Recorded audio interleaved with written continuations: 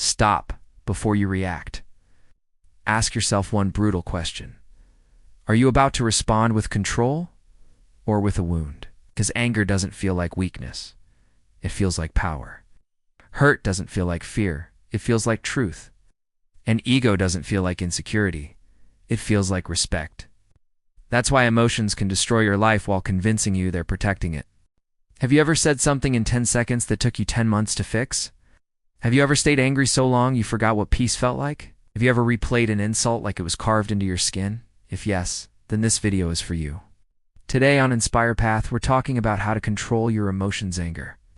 Hurt ego through a forgiveness story that might change the way you see power forever.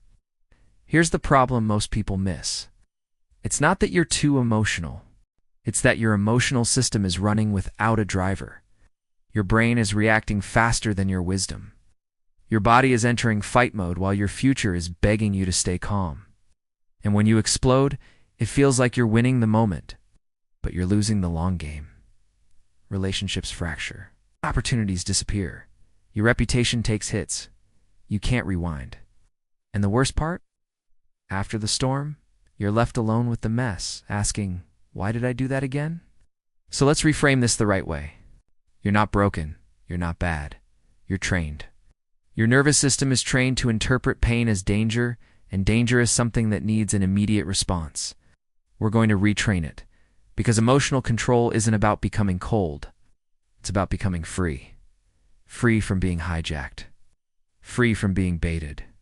Free from being controlled by someone else's words.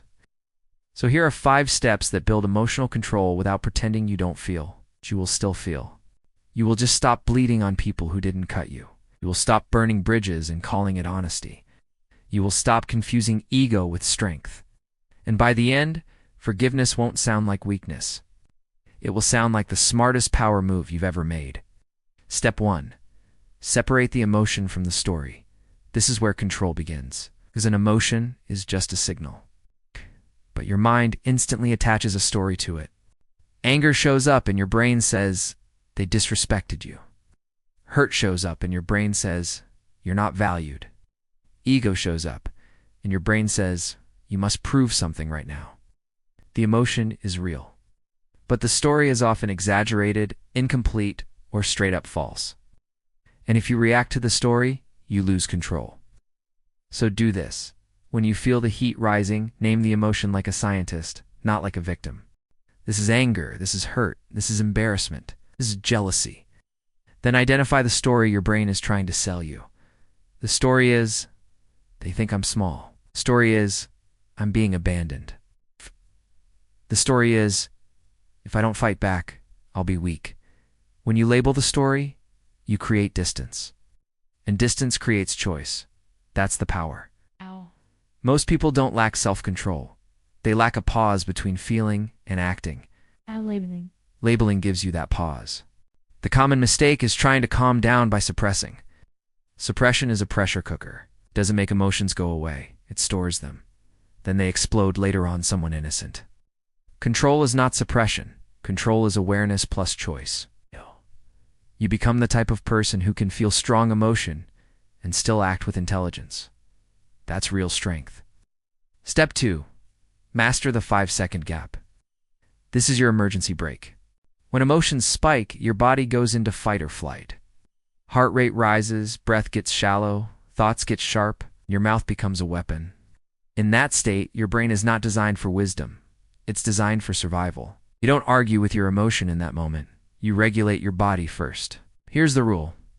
When you're triggered by 5 seconds, not 5 minutes, 5 seconds, do one thing. Exhale longer than you inhale.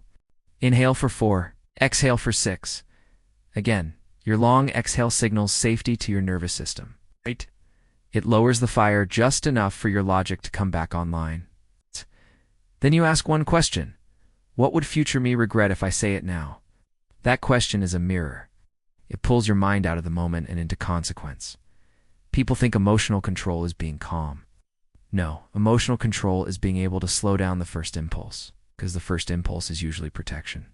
Protection of pride. Protection of image. Protection of pain. But protection is not always wise. Sometimes protection is just ego wearing armor. Misconception: if I don't respond instantly, I'm weak. No. If you respond instantly, you're predictable.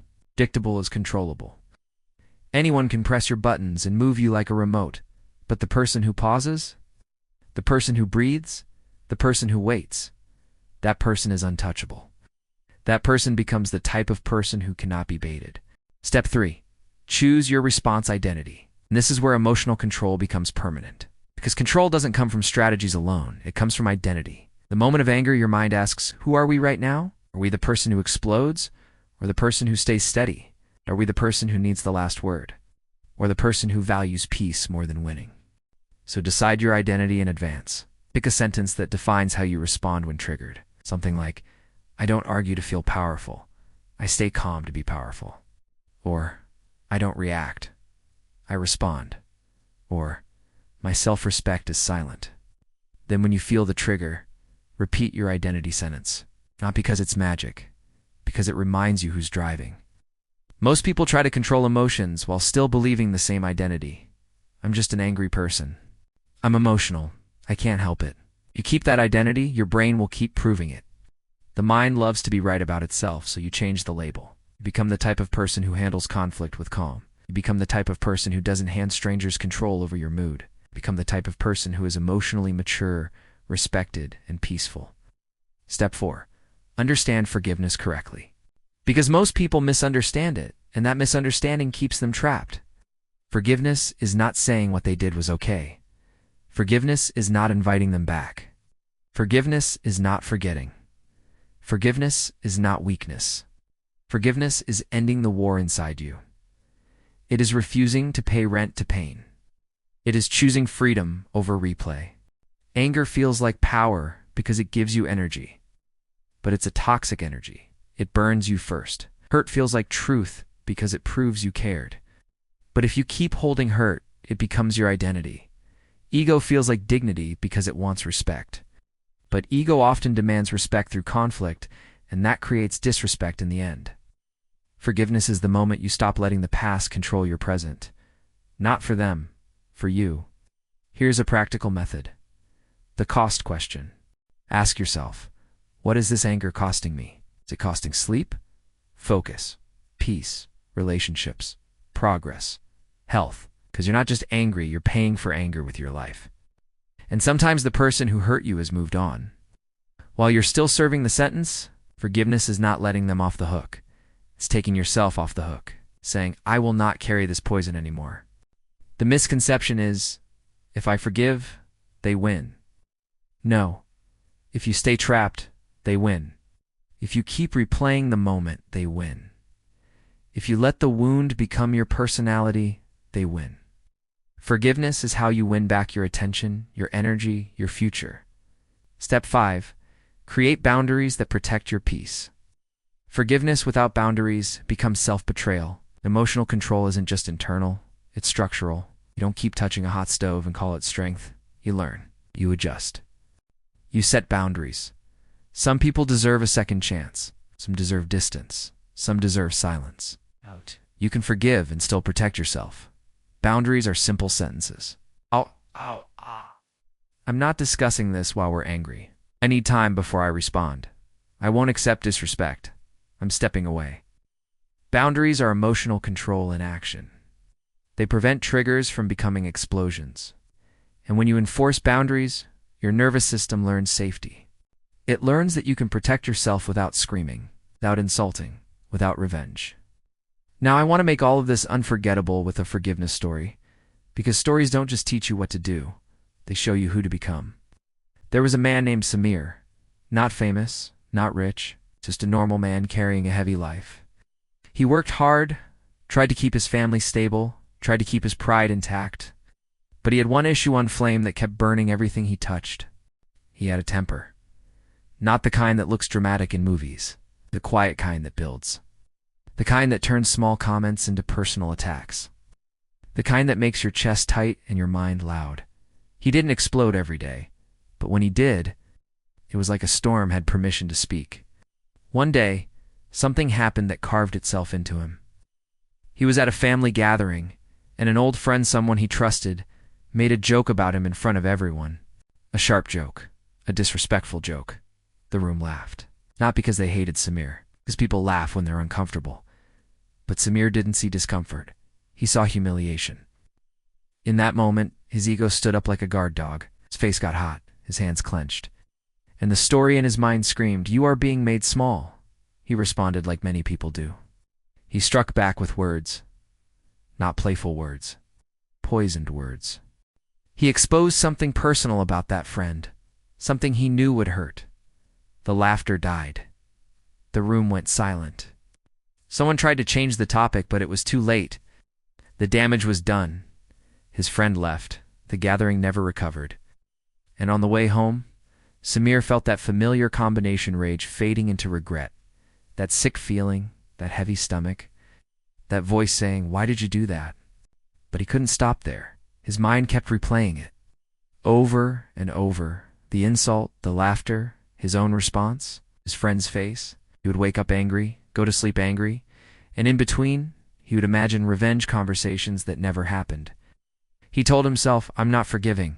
I'm not weak." Carried anger like a badge, like a shield. But the shield was made of fire, and it burned him every day. Weeks later, his father got sick. Samir had to take him to the hospital. He sat in a waiting area with those harsh lights and those quiet, heavy minutes that make you think about life. His father was weak, tired, and calm in a way Samir wasn't. Samir tried to distract himself with his phone, but his mind kept drifting back to that humiliation, that friend, that moment. And without realizing it, he started muttering about it again, angry, bitter, loud enough that his father heard. His father turned slowly and said, "You're still drinking that poison?" Samir snapped. "He disrespected me." His father nodded gently and said something that changed everything. "Yes, he disrespected you, but you're the one who's bleeding." Samir didn't understand. Father continued, voice quiet but sharp like truth.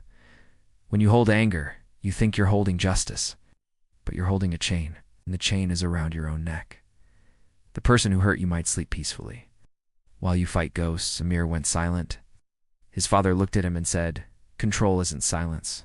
Control is choosing what deserves your energy, spending your life trying to win one moment you can't replay. Let it go." Samir felt something crack inside him, not weakness, exhaustion. The kind of exhaustion that comes when you realize you've been fighting the same battle in your head for weeks and nothing has changed. He asked, almost like a child, "If I forgive, what does that make me?" His father's eyes softened. "It makes you free."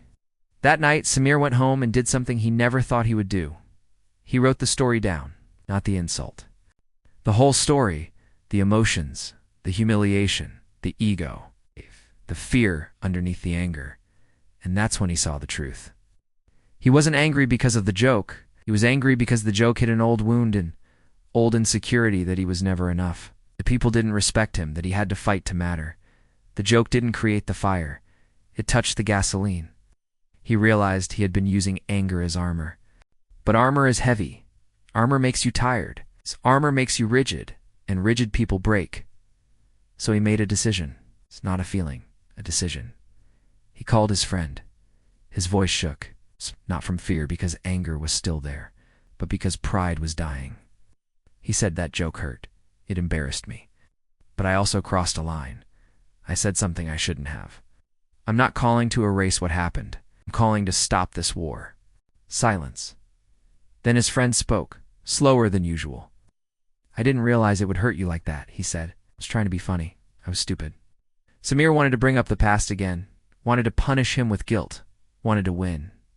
That was ego. He felt it rise like a wave. But he remembered the 5-second gap he exhaled. Long.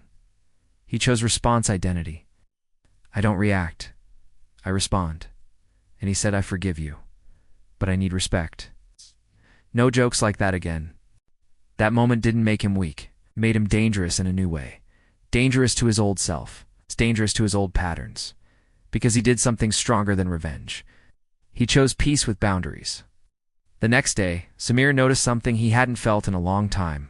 Quiet. Not perfect happiness. Quiet. His mind wasn't running a courtroom anymore. His chest wasn't tight. He still remembered what happened, but it didn't own him. And he realized forgiveness is not forgetting the scar. It's stopping the scar from controlling your hands. Now listen closely, because this is your turning point too. You don't control emotions by pretending you don't feel. You control emotions by becoming someone who can feel deeply and still choose wisely. That's maturity. That's mastery. That's power. Imagine your future self after you practice these steps. Someone says something rude, and your first impulse still shows up, but it doesn't drive. You label the emotion. You see the story. You take the 5-second gap. You breathe. You choose your response identity. You protect your peace with boundaries. And if the past tries to drag you back into old anger, you ask, what is this costing me? Then you forgive not because they deserve it, but because you deserve freedom. You become the type of person who can walk away without needing the last word. The type of person who can be disrespected and still stay dignified. The type of person whose ego doesn't control their mouth. The type of person who can love without fear, correct without cruelty, and forgive without being foolish. Your emotional control becomes your signature. People feel safe around you. You feel safe inside you. That's the real win. And here's what most people don't understand. Forgiveness is not a gift you hand to someone else. Forgiveness is a door you open for yourself. You're not releasing them from the past, releasing yourself from being chained to it. Because the past cannot hurt you again unless you carry it into the present and let it swing at you daily. So here's the closing thought I want to leave in your mind like a bell you can't unhear. Anger is often pain in armor. Ego is often fear wearing confidence. And hurt is often love with nowhere to go. Emotional control is not about becoming less human. It's about becoming more intentional. So the question isn't, how do I stop feeling? The question is, who do I become when I choose peace over reaction? Because your reactions write your reputation, and your reputation shapes your destiny. If this spoke to you, don't just watch and move on. Join the Inspire Path tribe. Like this video so it reaches someone who's still trapped in a war inside their head. Subscribe because here we don't just talk about change, we build it. And comment this. Which emotion controls you the most, right? No longer, hurt, or ego and? What is one boundary you will set today to protect your peace? Write it down, because when you name it, you take power from it. And when you choose forgiveness with boundaries, you don't lose. You level up.